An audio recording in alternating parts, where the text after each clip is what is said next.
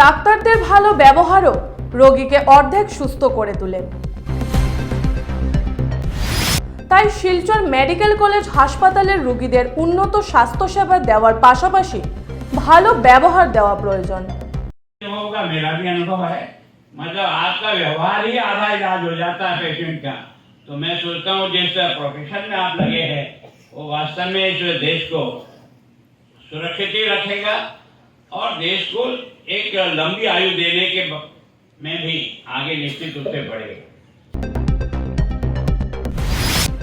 ডাক্তারদের উদ্দেশ্যে এই পরামর্শ দিলেন রাজ্যপাল গুলাবচাঁদ কাটারিয়া। নমস্কার, নিউজ প্রাইম 7 এর পর্দায় আপনাদের স্বাগত। আমি সুস্মিতা। ডাক্তারদের কাছ থেকে ভালো ব্যবহার পেলে রোগীর অর্ধেক রোগ কমে যায়। তাই শিলচর মেডিকেল কলেজের ডাক্তারদের উচিত ভালো চিকিৎসা সেবা দেওয়ার পাশাপাশি রোগীদের সঙ্গে যাতে ভালো ব্যবহার করেন। বললেন, মানুষের টাকায় মেডিকেল কলেজ চলছে, সুতরাং মানুষের সেবা যাতে কোনো কার্পণ্য করা না হয়। এই কথাগুলো রাজ্যপাল গুলাবচাঁদ কাটারিয়ার। বুধবার তিনি শিলচর মেডিকেল কলেজ পরিদর্শন করার পর কলেজের প্রেক্ষাগৃহে আয়োজিত এক সভায় ডাক্তারদের উদ্দেশ্য করে উপরোক্ত পরামর্শ দিলেন। প্রসঙ্গক্রমে তিনি করোনাকালে ডাক্তার নার্সদের নিরলস সেবার প্রতি সম্মান জানিয়ে মুখ ভরে তাদের প্রশংসা করেন। এদিনের সভায় মন্ত্রী পরিমল শুক্লবৈদ্য, মেডিকেল কলেজের অধ্যক্ষ ডাক্তার ভাস্কর গুপ্ত, সাংসদ রাজদীপ রায়, জেলা শাসক রোহন কুমার ঝা প্রমুখ। সভা শেষে মন্ত্রী ও সাংসদ নির্মীয়মান ক্যান্সার হাসপাতাল ভবনটি পরিদর্শন করেন। इस महाविद्यालय के फैकल्टी मेंबर्स, सभी पढ़ने वाले मेरे भैया खड़ा हूं। भगवान के बाद अगर किसी की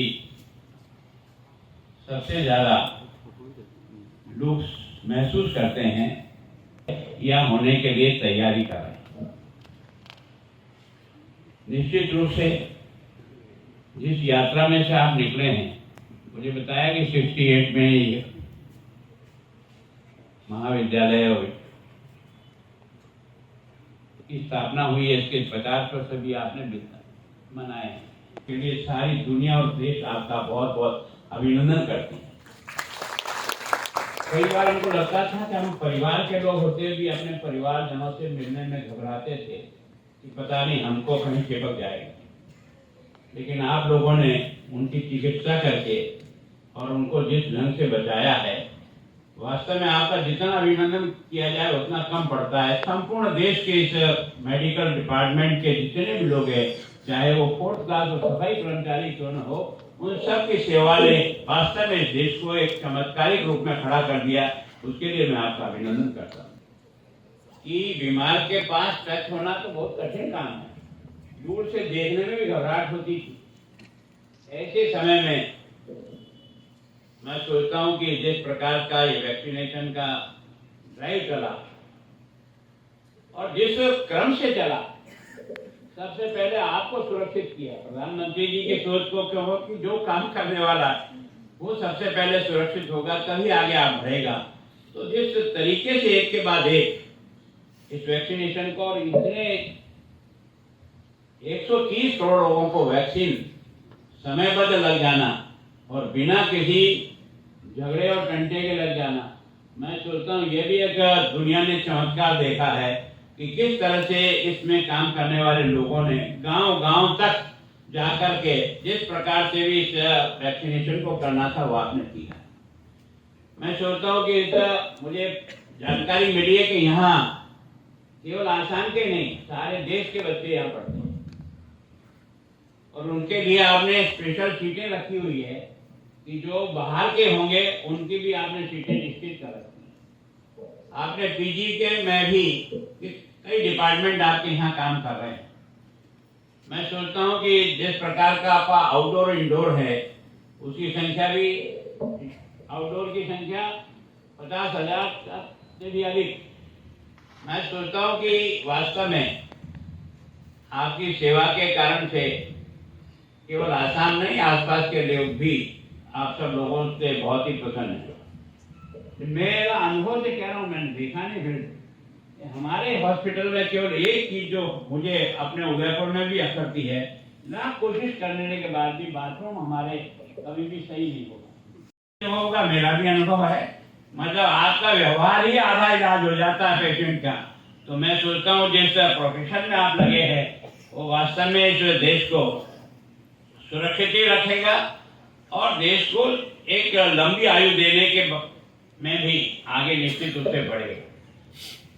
सामान्यतः मैं बहुत अधिक का कोई पढ़ा लिखा आदमी नहीं, मैं सामान्य शिक्षक के रूप में रहा हूँ और वो भी स्कूल एजुकेशन में, लेकिन अपने अनुभव से कह सकता हूँ कि निश्चित रूप से इस सेवा के माध्यम से जिसने भी काम किया पूरे तन्मय होकर के, उस शहर में सबसे ज्यादा अगर सम्मान किसी का होता है तो वो डॉक्टर का होता है जो इलाज करता है।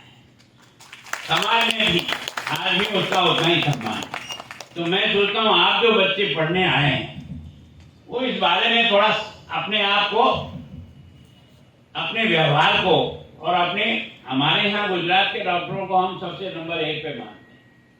हम राजस्थान के हैं लेकिन फिर भी हम ऐसा मानते हैं कि डॉक्टर पेशे में गुजरात का डॉक्टर हमारे यहाँ राजस्थान से बहुत आगे है। उसका एकमात्र कारण उसका व्यवहार, उसका मीठा बोलना, उसका बहुत अच्छे ढंग से व्यवहार करना। तो मैं सोचता हूँ पेशेंट को आते ही आधी बीमारी उसकी गायब हो जाती है केवल और केवल व्यवहार से।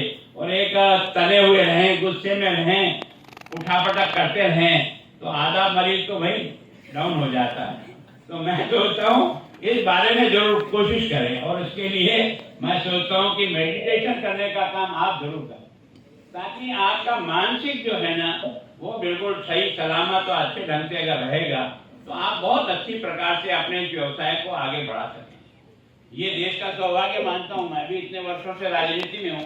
पूरे राजस्थान में 7 मेडिकल कॉलेज थे और अब देश के प्रधानमंत्री जी ने तय किया कि हिंदुस्तान के प्रत्येक जिले में मेडिकल कॉलेज होगा।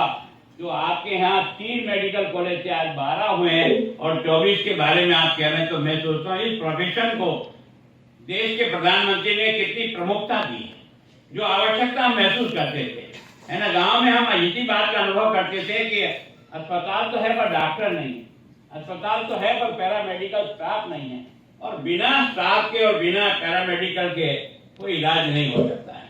और मैं सोचता हूँ कि इस दृष्टि से आपने इस क्षेत्र में जिस प्रकार से आगे बढ़ने का प्रयास किया, लगभग आपकी ट्रेंड 1000 के आसपास है, पीजी और दोनों मिलाकर। तो मैं सोचता हूँ कि एक तरह से इतने डॉक्टर आप तैयार कर रहे हैं, इतने गाँव की आवश्यकता है आज भी। मैं सोचता हूँ इस दृष्टि से मैं केवल और केवल कोई भाषण देना, उपदेश देने के लिए नहीं आया,